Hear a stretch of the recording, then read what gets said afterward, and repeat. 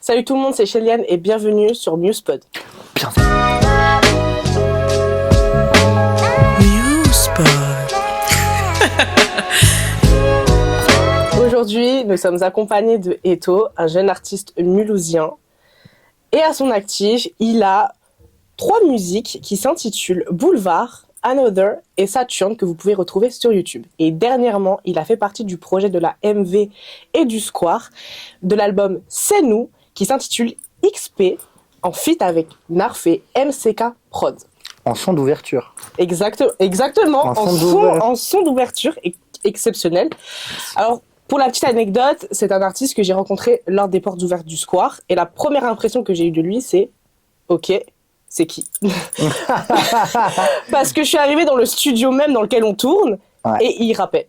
Et c'est la première chose qu'il a fait. J'ai pas entendu sa voix, j'ai juste entendu ce qu'il lâchait comme freestyle. Comme performance. Voilà, comme performance. Et c'était exceptionnel à entendre. Ah, let's go. Donc, première question un petit peu basique. Présente-nous un petit peu ton univers musical. Qu'est-ce qui t'a inspiré? Aujourd'hui, qu'est-ce qui t'inspire? Et surtout, quelle est ta DA actuelle? Ok. Alors, pour faire court et pas trop long, pour dire les choses concis, j'ai voulu faire du rap pour exprimer ce que je ressentais, ce que j'ai toujours enfermé sur moi-même. Donc, rien à voir avec la fame, la réussite ou quoi que ce soit.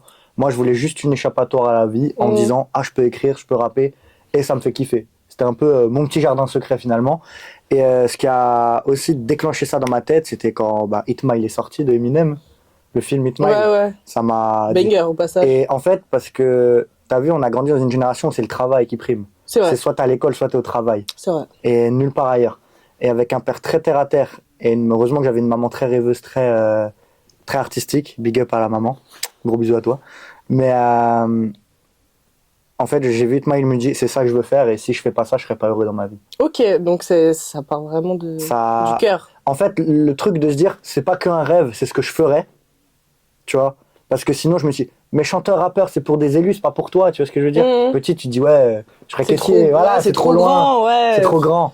Et quand j'ai vu Hit Mile, quand j'ai vu ce mec qui galère, tu vois, un petit whiteos comme ça dans une jungle, tu vois, qui est le monde du rap de base, surtout aux années où il a commencé, je me dis tout le monde peut partir, tout le monde avec un cœur sincère, et je suis quelqu'un de vrai tout simplement qui fonce. Surtout avec beaucoup de motivation, beaucoup d'ambition. C'est vrai que c'est un monde qui nécessite aussi beaucoup d'argent, malgré tout, il faut pas le négliger. Aujourd'hui, c'est abusé. Hein. Ouais, et puis surtout, on peut avoir beaucoup de passion, mais aujourd'hui, la passion, c'est aussi ce que tu vas dépenser dedans. Est-ce que tu es en capacité de dépenser autant en n'ayant aucune certitude derrière, en fait? C'est ça.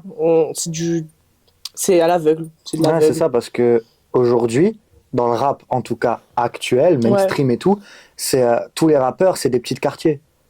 Tu vois, qui sont managés par leurs grands... Tu vois, genre, moi, tu viens pas d'un quartier, tu viens de la campagne, t'es qui? Tu vois, ou alors, faut être une vedette des réseaux, être un rappeur TikTok, c'est-à-dire poster que par des trends, rapper par des trends pour capter l'attention visuelle, et après être connu pour 2 sons et plus t'entendre. Tu vois ce que je veux dire? Mais comment t'as commencé à écrire, du coup? J'ai commencé à écrire parce que, en fait, quand j'étais petit, je me sentais très seul. Et je voulais pas déranger mes parents avec mes problèmes, car je voulais qu'ils se sentent, genre j'avais entre 10 et 5 ans. Mais en gros, je les voyais être heureux quand ils jouaient avec moi et tout, tu vois, ou jouaient avec ma famille ou quoi. Du coup, je voulais cacher mes problèmes pour pas rajouter des problèmes. Parce que je me dis, s'il y a plus de problèmes, ça ira encore moins bien. Tu vois, t'es petit, t'as pas notion des choses, tu sais pas les choses. Ouais, il y a une protection que tu as instaurée à ce jeune âge, malgré tout, que je trouve fort, mais c'est pas ta responsabilité, tu vois. Voilà, c'est ça. Mais aujourd'hui, ça t'a quand même amené à faire ce que tu fais aujourd'hui. Je me dis que si ça s'est fait comme ça, c'est que ça devait se faire comme ça, tu vois. C'est, tu vois, pour moi, on a des talents, quand on a des talents, faut les exploiter. C'est comme un diamant, mais après, faut le polir. C'est comme l'or, quand t'as l'or comme ça, après faut le raffiner, faut le truc. Et tu peux avoir n'importe quel talent ou quoi que ce soit, il faut travailler. Donc moi, ça a été l'écriture. Même si je fais énormément de fautes d'orthographe, et ça, ça a jamais changé. Non, ça c'est... Vous verrez jamais mes notes. Ça, c'est cool. Écoutez juste. Exactement, écoutez juste. Mais ouais, ça a été libérateur pour moi, en fait. C'est comme beaucoup... Je me suis plus petit retrouvé comme quelqu'un qui écrit un livre Tu vois, il y en a beaucoup, ils ont écrit des livres, des fictions pour s'évader de la réalité. Moi, c'était un peu ça, mais dans des poèmes, tu vois. Ok. Tu vois, et genre, au début, j'écrivais juste ce que je ressentais. Mhm. Et de fil en aiguille, j'ai commencé à faire rimer les choses, j'ai commencé à les chanter, à les rapper au plus bas niveau possible, mais c'était là, tu vois ce que je veux dire. Est-ce que tu lisais beaucoup de poèmes à l'époque pour pouvoir écrire des poèmes ou ça a été juste très intuitif et tu t'es dit, ok, je vais écrire, je vais y mettre des rimes, je vais y mettre des vers, une construction derrière tout ça? Alors, j'ai pas lu énormément de poèmes ou quoi, mais je suis dans une famille où il y a de la musique. C'est-à-dire, du côté de ma mère, j'ai mon grand-père qui sait tout faire, Ok. dans tous les domaines, qui fait de la guitare. Et que l'anecdote que ma mère m'a racontée depuis petit qui m'a marqué, c'est que mon grand-père, à chaque fois qu'il y avait un anniversaire ou quoi dans la Mhm. famille, il envoyait une lettre que en prose, en italique. Il écrivait en Waouh. italique et que des. T'as vu le bonhomme? Oui. T'as vu? Et moi, petit, ça m'a inspiré, tu vois. Et ça m'a un peu mis dedans. Et on me dit beaucoup que j'ai pris de mon grand-père pour ça. Tout Bah, le côté c'est très artistique, joli alors, débrouillard. comme compliment. C'est énorme. Et petit, j'écoutais pas forcément de poèmes ou quoi, mais ma mère a énormément de musique tout le temps. Tu sais, tu te réveilles le matin, il y a la radio avec de la musique, tu vois, au Mhm. réveil, au petit-déj et tout. Donc ça a été là sans être là, tu vois. Je dirais plus que c'est intérieur sans que je m'en rende compte. Ok, donc c'est vraiment un talent inné, entre guillemets, quoi. C'est vraiment intuitif pour le coup, il n'y a pas eu forcément de... En fait, je me suis juste dit, c'est plus joli si je mets des rimes. D'accord. Genre, le petit, il dit, ok, c'est bien, mais. Genre, je prenais l'exemple des poèmes, tu vois, que par exemple, je faisais en primaire. Tu sais, quand tu Ouais, récitais bah un oui, poème, oui, oui. je dis, mais là, ça rime, c'est joli. Là, bah, je lis un texte en français, je lis pas un poème, tu vois ce que je veux dire. Mhm. Et j'ai voulu faire ça juste pour que ça soit plus joli. Ok. Mais, et de fil en aiguille, après, ça date. Hein. Je pourrais pas te dire exactement ce que j'écrivais à ce moment-là, tu vois. Je sais que j'ai des petits restes, des petites feuilles, des petits cahiers brouillons à la maison. Il faut les garder, c'est précieux. Ah ouais, je les garde. C'est grâce à ma mère hein, que je les ai. Hein. Ah bah, il faut, et puis surtout, peut-être que ces notes-là, soit tu les utilises maintenant, soit tu pourras les utiliser à un moment donné. Mm. Là où maintenant j'aimerais en venir, c'est, voilà, vous avez pu le remarquer, on est dans le même décor que certaines vidéos. Mhm. Nous sommes au Square. Comment tu as connu le Square? Ça, c'est l'anecdote du bon moment. En fait, 2 mois avant les portes ouvertes, Ouais. mon beatmaker, Awaki, avec qui je travaille énormément, qui est sur les 3 sons qu'elle a cités, c'est lui qui a fait la prod et tout. En gros, m'a dit, gros, faut que tu sois là-bas telle date, au Square. Alors, Ok. je connaissais de loin le Square, je savais que c'était une association de rap, je Ouais. ne savais rien d'autre. Ok. Je ne savais rien d'autre. Donc t'étais pas dans l'actualité, enfin tout ce qui se passait sur Instagram, tu y étais pas du tout, quoi. Non, j'y étais pas. En fait, moi, je suis très réseau et à la fois pas du tout réseau. Ouais. J'aime vivre la vie, Mm. tu vois, à qui est travers mes normal. yeux. Voilà. Ce qui est tu vois. normal. Et du coup, moi, je suis très contact humain ou quoi, mais du coup, la génération fait que oui, je passe du temps sur Instagram, pas TikTok un peu partout, tu vois. Bien sûr. Mais je connaissais pas trop le Square et tout, tu vois, j'étais très enfermé avec Rawaki, très solo. Mhm. Et j'avais déjà fait un dossier pour le Square il y a longtemps. Ah, Tu vois, il y a d'accord. 2 ans, j'avais déjà fait un dossier, mais c'était pas reçu parce qu'avec toutes les demandes qu'il y avait, aussi, il y a eu le changement de direction, tout ça Oui, et tout. oui, oui. Donc, il y a eu un énorme micmac, mais même, c'était tout simplement pas le temps, tu vois, c'était pas le temps. J'étais pas assez construit et tout dans tous les cas. Mais bref, pour en revenir plus court, mon beatmaker m'a dit, il faudrait que tu sois là. Je me suis libéré de mon travail parce que je suis serveur et du coup, C'est c'est dur. cardio, c'est cardio, de ouf. Et ouais, tout simplement, il m'a dit, sois là, je suis là. Il me dit, bah moi, je vais peut-être pas pouvoir venir ou je serai très en retard. Donc, je suis venu avec 10 minutes d'avance. Je sais pas ce que je faisais là. Personne ne me connaît. Ouais. Je suis rappeur, je sais juste que c'est un endroit de rap. Et après, j'ai compris que c'était porte ouverte en écoutant. Mais je suis arrivé le premier, je suis reparti le dernier. Et le lendemain. Et le lendemain. Attention. Mais ouais, en gros, mon beatmaker qui est un amour qui fait beaucoup de choses pour moi, qui veut vraiment me faire connaître, m'aider, parce qu'il me connaît personnellement et il sait ce que je vaux. Et il veut vraiment que j'avance, quoi. Du coup, il m'a dit, viens.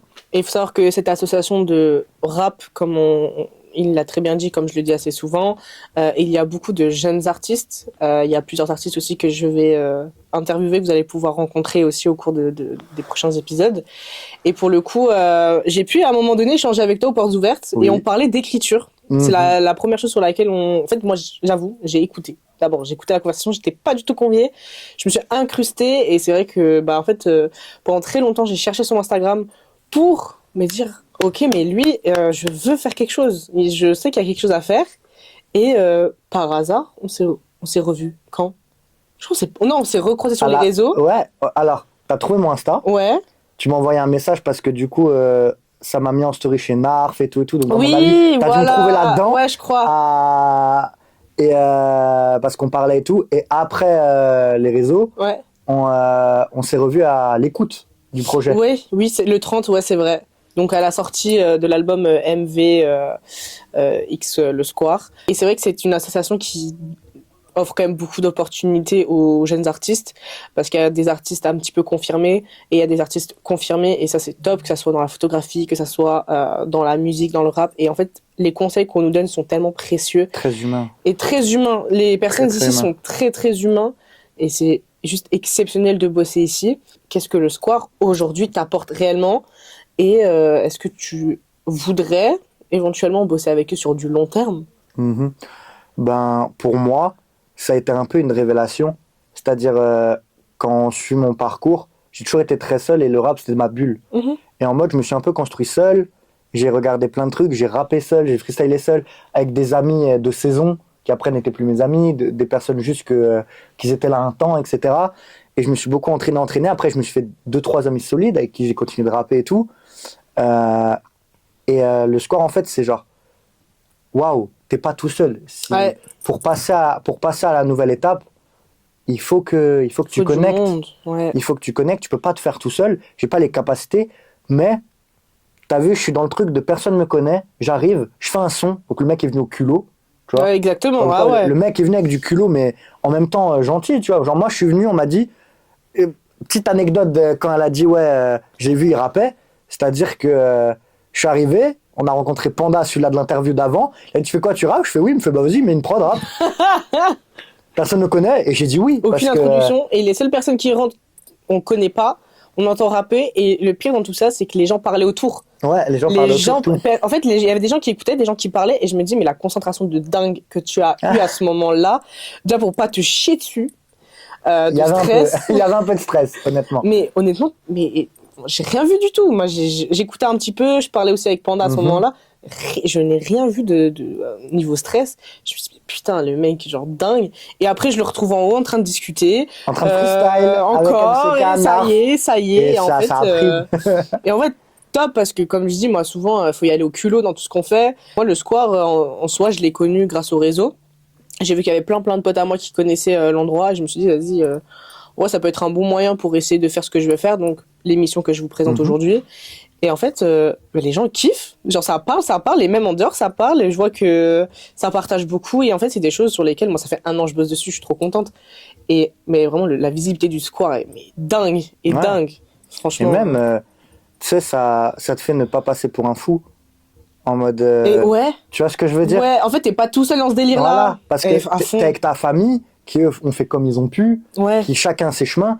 Mais la voie artistique, entre guillemets, quand je dis elle est pas donnée à tout le monde, c'est que tout le monde se sent pas bien dedans.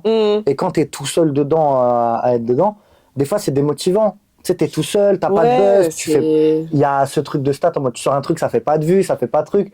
Tes potes, ils comprennent pas le truc, ils ont pas le délire, donc ils vont pas forcément te partager, ils vont te dire oh c'est lourd. Mais tu vois, les potes en dehors du délire et tout. Et c'est compliqué au début. Hein, le truc, c'est que là, tu te fais des amis et des connexions utiles en même temps.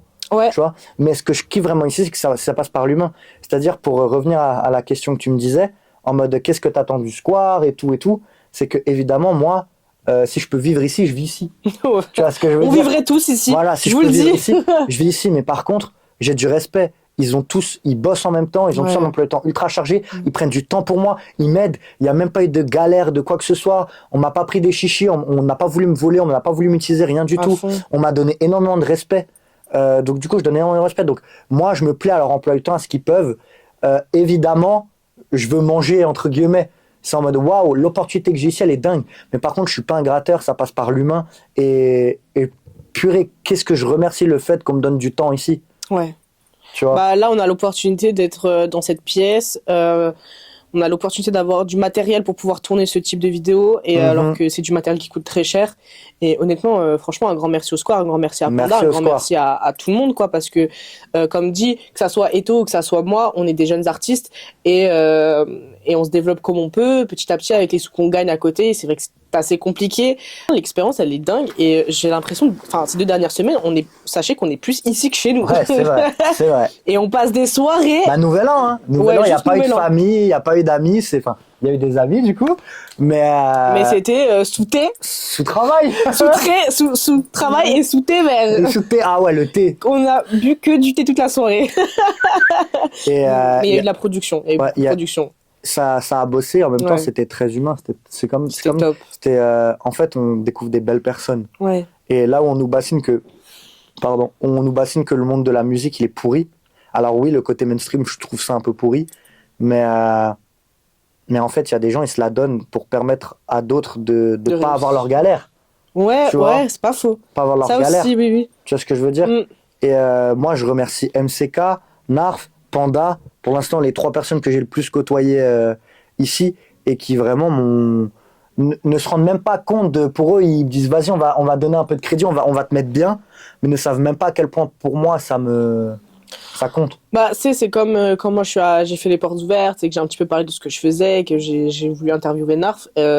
Donc le premier épisode que vous avez pu voir, moi je me suis chié dessus honnêtement parce que je me suis dit ok, donc là en fait c'est plus des lol, il faut vraiment bien taffer, il faut bien faire son truc. Il y a une pression. Et puis surtout que c'est, on va dire, la première fois que je fais ça, parce que de base comme toi, moi je faisais tout toute seule. Que ce soit le montage, les vidéos, l'enregistrement, tout, je faisais tout toute seule avec Google, avec des tutos, tout ça.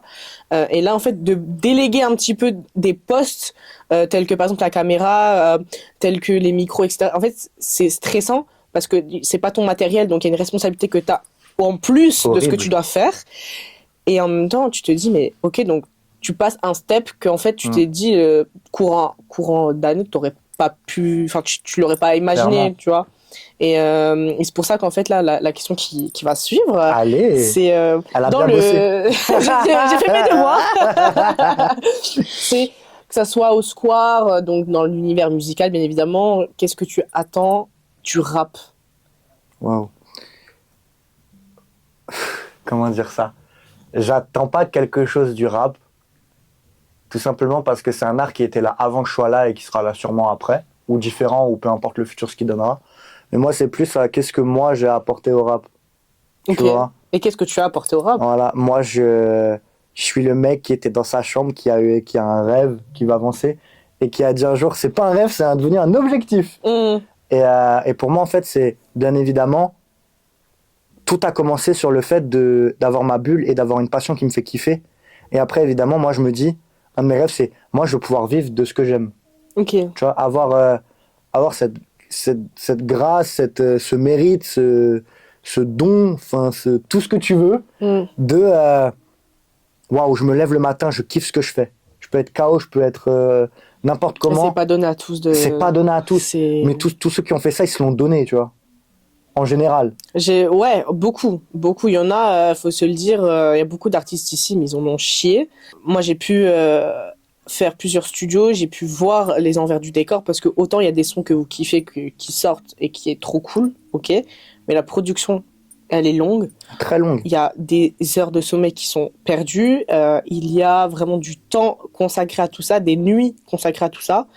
Et on n'en prend pas compte parce qu'on se dit bah ok, le son il est cool, il a fait ça, sauf que non, en fait il y a des gens qui bossent dessus. Au-delà de la voix que vous écoutez, il y a toute une équipe aussi derrière, il y a du matos derrière. C'est un vrai travail. C'est dingue. Moi je trouve que ce que tu fais, moi du peu que j'ai pu écouter, etc., c'était top. Et puis l'impro, mais je vous jure, je vais en parler jusqu'à l'impro qu'il a, ce mec me fascine. Au Nouvel An, on était tous dans le studio, mais rien, juste on discutait, d'un coup, il se lance, hop. Ouais, je suis à l'aise. Mais l'impro, des fois il lâche des classiques normales. C'est normal pour lui, et toi t'es là, et après il veut déléguer le flambeau en mode vas-y, continue.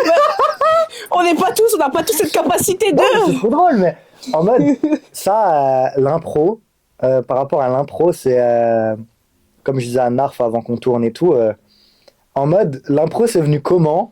C'est venu en fait je faisais le ménage chez moi beaucoup, et souvent moi et mon frère on se battait pour faire la cuisine, parce que si on fait la cuisine on savait faire plan de travail, vaisselle, tu fais les sols, c'est du carrelage, ça va vite, t'as fait la cuisine, t'es content, l'autre il fera le salon, l'autre il fera autre chose, il fera le truc plus grand, tu vois. Et quand je faisais la cuisine, je faisais la vaisselle et je disais ouais, et là je frotte une assiette, bientôt le tour de la fourchette, tu vois, un gamin. Oui. Et ça m'a entraîné, et après ça a délégué sur, je marchais tout seul et je faisais ça. on rigolait avec des potes. Après, c'est venu, on se clashait, parce qu'il y a eu la mode Rap Contenders. Ouais. Enfin, la mode, il y a eu Oui, l'événement oui, oui. Rap Contenders, France, UK, il y a eu le tour de Nekfeu qui avait inspiré tout le monde. Bien sûr. Il y a plein de choses, énormément de choses que je ne vais pas citer forcément. Mais du coup, ça fait que l'impro, c'était kiffant. Et moi, je me considère pas extrêmement fort. Oh, t'es très bon quand même. Mais tout le monde me sauce. bon. Alors, je vais pas envie de faire le faux humble ou le mec qui veut faire le humble pour qu'on lui donne un truc. C'est juste que, en fait, moi, je vois Narf. Après, tout de suite, je compare. Narf, il a toute l'expérience derrière que je n'ai pas aussi.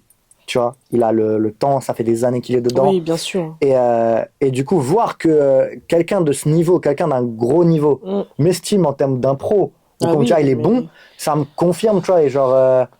tu sais, j'ai pas envie de prendre le compliment que ça me monte la tête, tu vois. Je suis bon en impro, mais il y a des fois, je flop fort. Tu vois ce que je veux dire? Genre, Oui, mais après ça va avec le flop.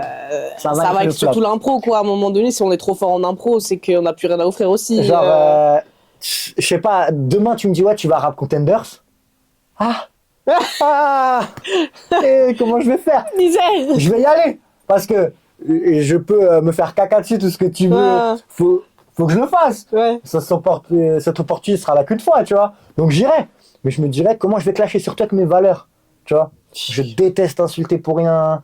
Tu vois, genre, moi, évidemment, je travaille beaucoup sur mes insultes parce que des fois, je parle mal sans faire exprès, tu vois. Et je m'en veux mentalement. Je me dis, purée, faut pas que je parle mal comme ça. Parce que dans le rap aussi, évidemment, il y a le lot de violence. Oui. Parce que pour moi, ça aussi. Pour moi, ça va faire peut-être mal à ceux, mais je trouve qu'il y a une beauté dans la violence. Malheureusement, parce que la violence amène aussi beaucoup de fois la vérité. Je trouve. Bien sûr, après la violence, c'est surtout moi quand tu parles de ça, je vois surtout la violence, mais surtout la manière dont cette violence elle est exprimée, parce qu'on peut parler de violence verbale, comme on peut parler de violence qu'on peut voir dans les clips, que ça soit les bavures policières par exemple, les bavures entre quartiers ou autres, parce que faut pas oublier que le rap est issu des ghettos américains, et c'est vrai que c'est vachement resté ce modèle-là, voilà.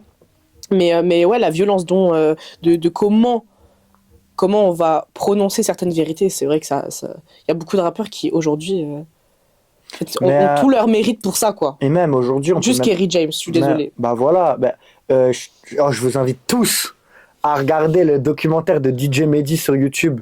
C'est énormément d'épisodes. Enfin, c'est énormément d'épisodes. Il y a, je crois, 5-6 si je dis pas de bêtises. Mais en gros, c'est la vie de DJ Mehdi, qui était un visionnaire, qui était un des meilleurs amis de Kerry James quand ils étaient petits. Ils ont commencé ensemble. Et vraiment, on voulait apprendre un peu aussi de l'histoire du rap français. Parce que, par exemple, sans lui, il n'y a pas Booba. Tous les grands du rap, s'il n'y a pas DJ Mehdi, il n'y a pas. Ok. Ouais. Alors, DJ Mehdi, il a été le précurseur du rap français.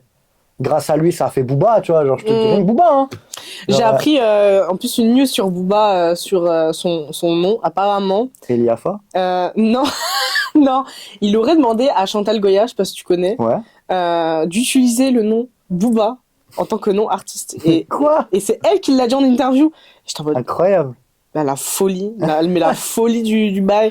Et pour qu'aujourd'hui, il brasse, ça brasse. Ah, après, c'est ça, hein, c'est ça. Et, tu vois, eux, c'est des précurseurs du rap. Tu vois, par exemple, après, même si j'ai des avis oui et non tranchés sur plusieurs artistes, tu vois, je suis pas là pour ça. Mais on peut pas nier les évidences qui ont fait le chemin du rap français, tu vois. Et aujourd'hui, c'est triste de voir comment le mainstream c'est glorifier les mauvaises choses. C'est surtout générationnel, hein. Si tu regardes bien nos parents, quand ils écoutaient du rap, eux, nos arrière-grands-parents, nos grands-parents n'aimaient pas. Enfin, c'est vraiment une question de génération, mais c'est vrai que plus on avance, plus le rap, je pense qu'on va tous se répéter sur ça. Il se meurt. Mais il revient tout doucement, quoi. Mais c'est vrai que comme dit, on passe de Akhenaton à Shuriken, à des Joey Star, des groupes comme MTM, IM, Ideology, etc. En fait, c'est le fond derrière qui a pu, en tout cas dans le mainstream. Parce que la génération, mais encore une fois, c'est le fond aujourd'hui, c'est quoi? C'est les réseaux. En fait, faut pas se mentir. C'est ça, c'est le paraître. On en discutait tout à l'heure. Si tu montres pas que t'es beau ou que t'es belle et que t'as des beaux habits qui coûtent cher surtout, ou que c'est des habits qui sont un petit peu différents, en fait t'es juste quelqu'un lambda, alors que l'art qu'il y a derrière n'est pas forcément bon ou bien fait, parce qu'il faut aussi être, comme l'a dit très très bien Narf tout à l'heure, il faut savoir être juste dans ce qu'on fait. Exact. Et il a utilisé vraiment le bon terme, parce qu'il y a, comme il l'a dit, il y a du bon et du mauvais rap, quoi. Et ça, ça faut pas le nier. C'est ça, il y a du bon, du mauvais rap. Et les gens aussi ne savent plus faire la distinction entre j'écoute réellement et j'aime ou j'aime pas. Le gars, c'est ok, j'aime pas, c'est de la merde. Pardon, je parle mal, excusez-moi. Mais en mode, tu vois, va plus loin.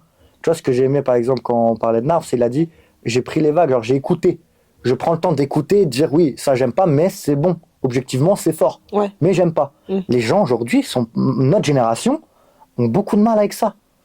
Tu vois? Ouais, parce qu'il y a plus cette profondeur d'écoute qu'on avait plus tôt, tu vois. Après, comme dit, les artistes avec lesquels on a grandi aussi, ils se sont arrêtés, quoi. Ouais. Ils se sont arrêtés. Maintenant, on a des nouveaux artistes qui sont bien et qui nous font danser en festival, qui nous font danser pour ceux qui vont en club ou en soirée. Maintenant, si on veut vraiment se poser, écouter du rap entre potes ou écouter du rap juste pour soi et pour sa culture, c'est vrai que maintenant, il est compliqué d'en trouver du bon rap. Ça, c'est vrai. Et ce qui est bien au Square, c'est qu'on a vraiment de tout. On peut avoir du chant, comme on peut avoir du rap, et du rap à l'ancienne, comme du rap modernisé. Et donc, c'est cool parce qu'on a vraiment de toute génération ici. Et puis ça, c'est... En fait, ça fait du bien. Ça fait du bien parce que même dans la manière dont les artistes maintenant s'imprègnent au Square de cette époque-là, elle est dingue, quoi. Tu vois, même dans la manière de s'habiller, dans la manière de parler, on sent que la transition jusqu'à aujourd'hui, elle n'est pas faite et ils veulent pas, je pense, comme il y a plein de gens, ils ne veulent pas forcément se dire on va pas saigner nos oreilles avec les musiques d'aujourd'hui. Ouais. C'est vrai qu'il y a des musiques d'aujourd'hui, ah là là là là. Bah oui. Enfin, on s'ambiance sur des musiques, maintenant, il y a que en fait, il y a un mot et on va s'ambiancer dessus. Ouais, mais comme je dis, c'est pour ça que moi je fais beaucoup la différence entre un rappeur indépendant et quelqu'un de mainstream. Ouais. Tu vois, parce qu'il y a un monde entre les deux. Parce que moi, j'ai pris la vague. Hein. Les gars de 2010 à 2020, que ça soit Nino, PNL, SCH, hein, que j'aime particulièrement, et X rappeurs, vraiment, on a une vague de rappeurs incroyable. Il y a eu une nouvelle génération qui est bien. Maintenant, c'est ce que ça transmet au final qui tombe. Parce que de plus en plus, on est tombé dans ce truc de valoriser le quartier, rien d'autre. Tu vois, entre guillemets. C'est pas faux. Entre grosses guillemets. Mais maintenant, tu cherches que des rappeurs de niche. Moi, je kiffe ça. Hein. J'écoute des gars qui sont pas trop connus, ils ont 10 000 auditeurs. Alors, c'est énorme. Hein. C'est rien dans le milieu du vrai rap. C'est énorme. Faut les avoir, hein. Déjà les 1000. Moi, il y a 4 pélos qui m'écoutent. Je suis heureux de dingue. Je suis heureux de dingue. Mais en mode, il y a que les gars, ils sortent de leur bulle. Alors, il y en a, ils proposent de nouveaux flows, t'aimes pas. Mais au moins, t'as des messages profonds. T'as des gens qui parlent d'eux-mêmes, qui disent ce qu'ils ressentent. Et de base, c'est tu communiques ce que tu ressens. L'artistique, c'est le fait de pouvoir communiquer ce qu'on ressent. Tu vois ce que je veux dire? De base, les peintres, n'importe quelle forme d'art, tu vois, le dessin, ça, c'est t'exprimes ce que tu as au fond de toi, tes émotions, ce que tu ressens. Et les gens, aujourd'hui, ils voient l'artistique comme une usine à fric. Tu vois? Le mainstream, c'est je vais me lancer dans le rap, je vais pouvoir percer dedans. Bah, c'est pour ça qu'on en parlait justement avec Panda dans l'interview. C'est que maintenant, quand on veut s'investir à fond dans nos passions, on va d'abord penser à l'argent. Et c'est vrai. Est-ce que je vais faire ça? Est-ce que ça va me rapporter autant que mon investissement? Alors qu'objectivement, quand vous allez commencer quelque chose, non. Là, ça va rien vous rapporter du tout. Et si ça commence à vous rapporter quelque chose, mais ça va vous rapporter des pépettes. Vous n'allez pas vous acheter une villa au bord de la mer, vous n'allez pas vous acheter un penthouse. Et même, moi, je vais même plus loin parce que même si ça rapporte un gros cachet, t'as pas appris à utiliser. Ah oui, si tu gagnes, pas faux. Tu vois, si tu gagnes 1002 par mois et qu'à la fin, tu finis avec 10 balles ou en découvert, mais tu crois qu'avec 50 000, tu touches un billet de 50 000, tu crois que tu vas faire quoi avec?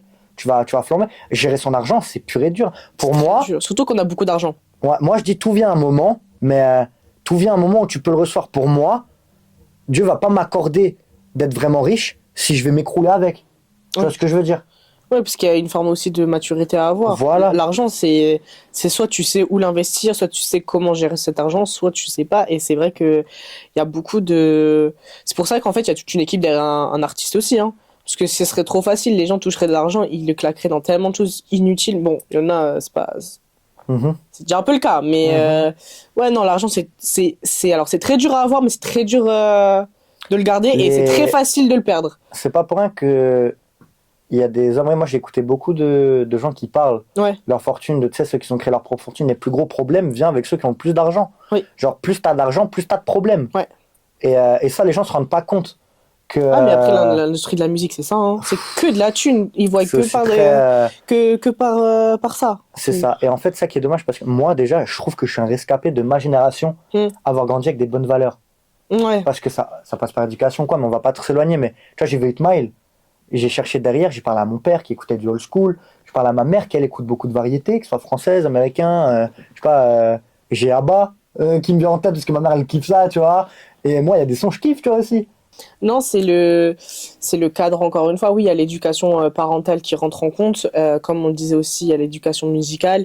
Mais avant, alors, avant, il y avait aussi ce tabou sur les violences qui n'était pas, qui était présente, qui était présent, pardon. Mais il y avait aussi cette non-violence qu'on retrouve aujourd'hui dans les sons, quoi. Avant, par exemple, t'écoutes du Shuriken, il dit des choses véridiques. Mais aujourd'hui, tu vas écouter du Kobalade ou tu vas écouter du Bosch, c'est violent. C'est violent, mais c'est ce qui fonctionne aujourd'hui. C'est ça, et même, parce que moi, je prends l'exemple. Évidemment, aujourd'hui, j'ai grandi, mais moi, par exemple, quand Kobalade c'était sorti, je kiffais. Comme on disait sur Kobalade et tout, moi, on a été pris dedans, quoi. Mais le truc, c'est que je m'identifiais, ça se dit? Oui. Je m'identifiais à des messages que j'ai jamais vécu. Et pourquoi il y a énormément de jeunes qui se sont dit mais pourquoi tu rappes ça, c'est pas ta vie?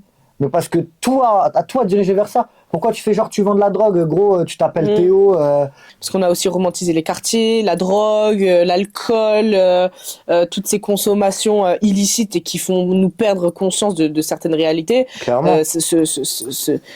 Ce romantisme-là, mais il est affreux. On peut pas prendre en compte que les quartiers, ceux qui habitent dans des quartiers voudraient habiter dans des maisons et fuir tout ça. Mais c'est ça. On trouve pas son bonheur dans des endroits où il n'y a pas d'intimité, parce que c'est des endroits où il n'y a pas d'intimité, et je le dis parce que j'ai grandi dans des quartiers, donc je sais de quoi je parle. Oui. Maintenant, là où je suis pas vraiment d'accord, je pense qu'il y a des choses en tant que rappeur, quand tu ne l'as pas vécu, tu peux pas l'exprimer, parce que du coup, ton avis est un petit peu faussé, dans le sens où tu vas le parler parce que tu l'as vu, mais le vie, c'est tellement autre chose. Il y a des rappeurs que je connais qui rappent, par exemple, sur la discrimination, parce que oui, ils le voient, donc c'est très bien. Cette dénonciation est très bien. Et ça n'aura pas le même impact que quelqu'un qui l'a vécu. Mais voilà, une personne de couleur ou une personne d'origine latina, d'origine asiatique, d'origine africaine, qui a vécu là ce racisme-là, dans ses paroles, mais vous allez être beaucoup plus impacté qu'une personne qui va le voir et qui va juste le dénoncer, quoi. Après, c'est comme tout, le vécu se voit, entre guillemets. Se voit et s'entend, surtout. Et puis on le voit dans les manifestations, on le voit dans tellement de choses. Moi, j'ai un exemple qui est trop bien, c'est que moi, t'as vu, j'ai dit une fois dans un son qui sortira peut-être jamais, mais je réutiliserai peut-être la punch, où je dis je vais être un aussi bon père que ma mère a pu l'être. Tu vois ? Très joli. Et mon père a été là, mon père m'a donné beaucoup d'amour, mais ils se sont séparés. Tu connais la maman. La maman et les enfants, ça lâche pas. Mais la maman, c'est tous les rôles. Hein. C'est ça, la maman fait tout. Le médecin, le coiffeur, l'infirmière, les deux parents, le frère, les amis. C'est ça, mais fait même, tout. Moi, j'allais chez mon père un week-end sur 2, tu vois. Ouais. Alors, grâce à Dieu, mon père m'a donné de l'amour. Tu vois, je peux pas dire mon père était froid, non. Mon père m'a donné de l'amour, et heureusement, tu vois. Mais ma mère, elle faisait tous les rôles, tu vois. Il y a des devoirs, il y a quoi que ce soit, il fallait punir ou quoi. C'était ma mère. Ma mère faisait tout. Et par exemple, tu vois, ça me tenait à cœur parce que ma mère, dans son passé, elle s'est déjà fait battre, tu vois. Okay. Et j'ai eu des amis. En fait, j'ai eu une éducation un peu féminin, tu vois. C'est pour ça que ma copine, elle est énervée parce que je m'entends. Les filles aiment bien parler avec moi en général, tu vois. Parce que j'écoute vraiment, j'avance. Parce que c'est ma mère qui m'a éduqué, tu vois. Donc j'ai des codes que tu comprends. Que je comprends. Que certains potes peuvent pas avoir ou quoi que ce soit, tu vois. Après, il y a aussi une question d'ouverture d'esprit. Aussi. Pour notre dernière question, j'aimerais savoir si en 2026, tu as des projets qui sont déjà sortis, même si on n'est que le 7 janvier, ou est-ce que tu vas sortir des projets?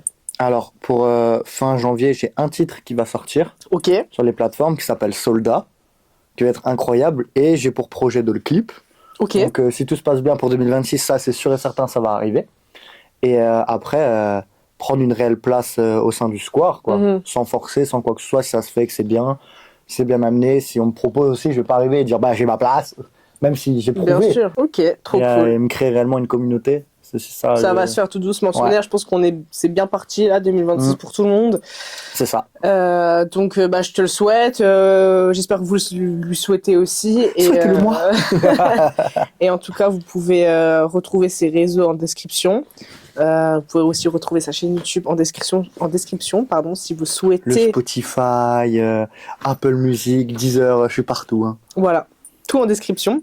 En tout cas, j'ai été super contente que tu sois mon invité aujourd'hui. Merci beaucoup d'avoir accepté l'invitation. Arrête, c'est moi qui ai un honneur de venir ici. Ça me fait vraiment plaisir. Bah, franchement, trop cool. On a passé un trop bon moment. J'espère que vous aussi. J'espère que vous en avez appris un petit peu plus sur l'artiste. Et je vous dis à la prochaine. Merci. C'était Musepod. Musepod.